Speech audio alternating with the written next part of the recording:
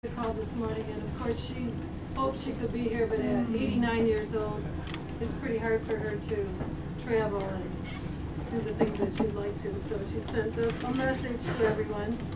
It says, "Thank you for the outpouring of love and sympathy extended to our family in the loss of our dear Jack on December 17th, 2010. You've all been loyal friends to Jack over all these years, and he loved all of you sincerely. He was always happiest when he was with school friends, and today you have shown how much you care for him. Thank you, thank you. You're in our hearts and prayers forever. Jack's mom, Marie Karen Eckhouse." A lot of you know Jack's mom, a few of you visited. And I, personally, for our family, I wanted to thank everyone for coming, for these good friends, Shelley and Doug and Tom, Sue, Bill, all of you that have put this together and made this happen for Jack and for our family. It's really nice.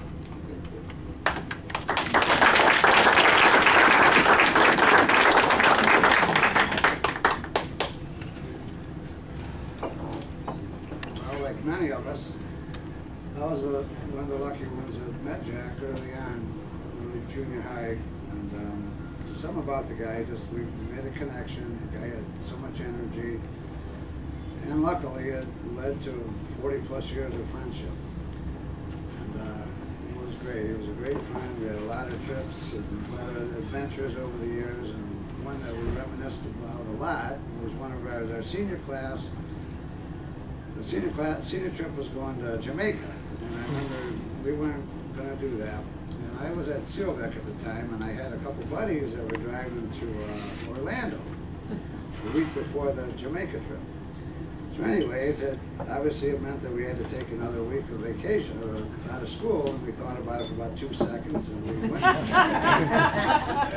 Remember, we drove down, we got our way to Orlando, and it turns out that we spent like a day with these guys, and it was like we read each other's mind. That night we looked at each other and said, we got to get out of here. So the next morning we ended up on 75 and put our thumbs out. We had no plans, we didn't know where we were going.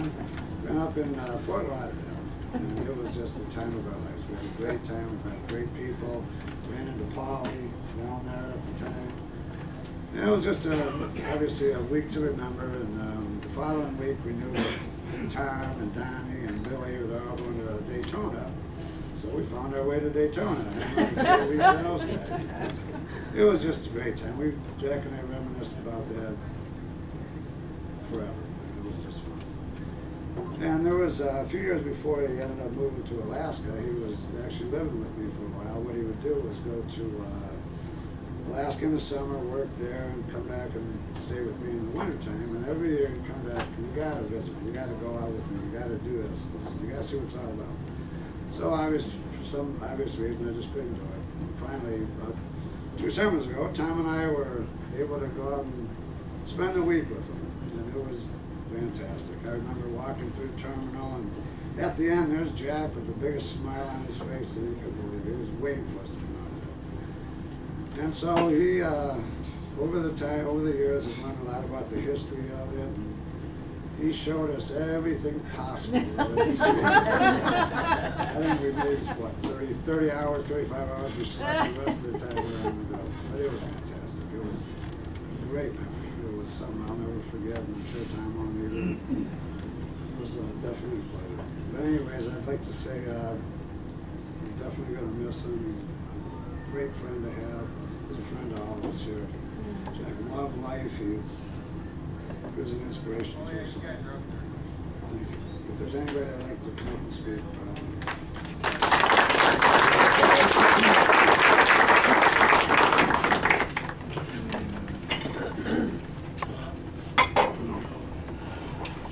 I didn't want to do this, but stole my line about the trip to Alaska. Was really the adventure. Sorry, John. The adventure of my life.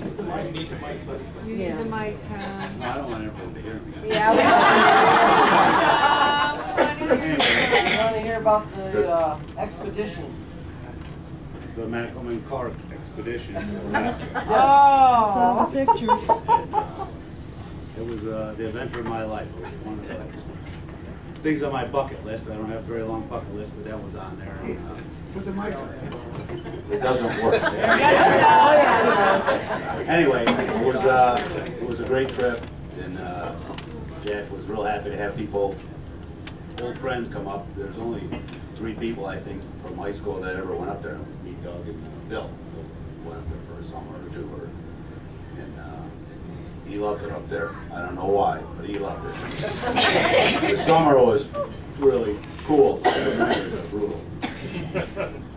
And I also wanted to say a little story about one of the many trips we had up north camping, Pine River, Tawas, all kinds of places. And me and Jack were at the campground, and we were sitting on the bank of the river, and we looked down, and there's a canoe sitting there with nothing in it. Well, it had the paddles, but no life jackets, no gear, no nothing. It's just sitting there. So we thought, well, let's go get it. We'll take it upriver, and we'll have a free canoe.